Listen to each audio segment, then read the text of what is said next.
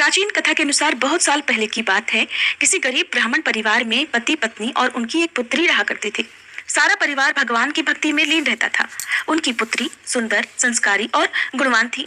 वह उसके लिए वर की तलाश कर रहे थे, किंतु निर्धन होने के कारण उसके विवाह में बाधाएं आ रही थी। भगवान की दया से एक दिन उनके घर में एक बहुत बड़े महात्मा आए। उस कन्या ने उनकी खूब सेवा की। कन्या की सेवा भावना से प्रसन्न होकर महात्मा ने उसे आशीर्वाद दिया।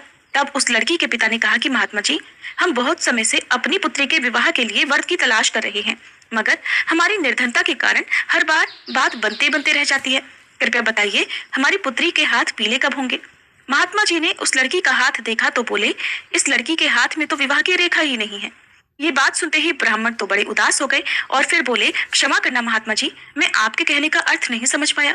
महात्मा जी ने फिर कहा कि तुम्हारी पुत्री के भाग्य में विवाह सुखी नहीं लिखा है। महात्मा जी के मुख से ऐसे वचन सुनकर वह ब्राह्मण दंपत्ति रोते रोते महात्मा जी के चरणों में गिर गए और उनसे इस समस्या का समाधान बताने के लिए विनती करने लगे। तब महात्मा जी ने उन्हें अपने चरणों से उठाया और बोले कि पास के ही एक गांव में सोना नाम की धोबन जाति की पतिव्रता महिला अपने पति, बेटे और बहू के साथ रहती है। वह एक महान पतिव्रता स्त्री है। यदि आपकी पुत्री उसे अपनी सेवा से प्रसन्न कर ले और आशीर्वाद स्वरूप उसकी मांग का सिंदूर उससे ले ले, तभी इस लड़की का विवाह संभव है।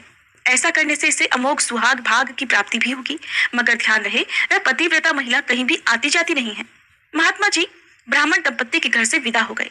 अब भोर होते ही ब्राह्मणी ने अपनी पुत्री को सोना धोबिन की सेवा करने के लिए भेज दिया।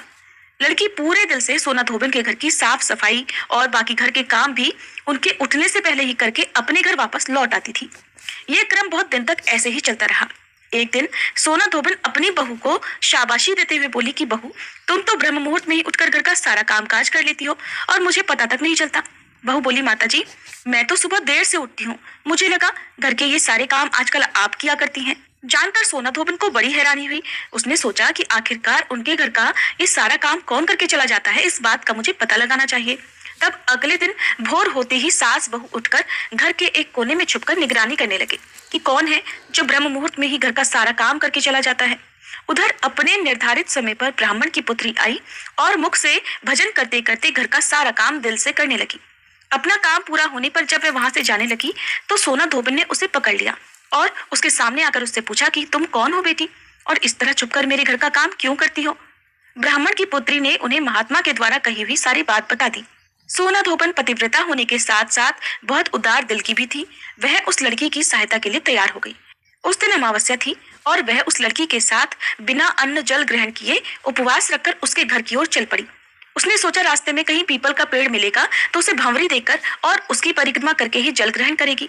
लड़की के घर पहुंचकर सोना धोबिन ने जैसे ही अपनी मांग से सिंदूर उस कन्या की मांग में लगाया तो सोना धोबिन के पति के प्राण पखेरु उड़ गए। सोना धोबिन को ज्ञात हो गया कि अब उसके पति इस दुनिया में नहीं रहे। वह ब्राह्मण परिवार से विदा लेकर चल पड़ी। रास्ते में पीपल का पेड़ देखकर उसने ईंट के टुकड़ों से 108 बार भंवरी देकर 108 बार पीपल के पेड़ की परिक्रमा की। उसके बाद जल ग्रहण किया। तभी उसके पति की मृतदेह में प्राण लौट आए। इस प्रकार अमावस्या के दिन पीपल के पेड़ की पूजा करने और इस कथा को सुनने से सुहागिन महिलाओं का सुहाग अटल रहता है। सुहागिन महिलाओं को सभी प्रकार के मनोरथों की प्राप्ति होती है। जिनका विवाह नहीं हो रहा हो, उन्हें मनोवांछित वर की भी प्राप्ति होती है।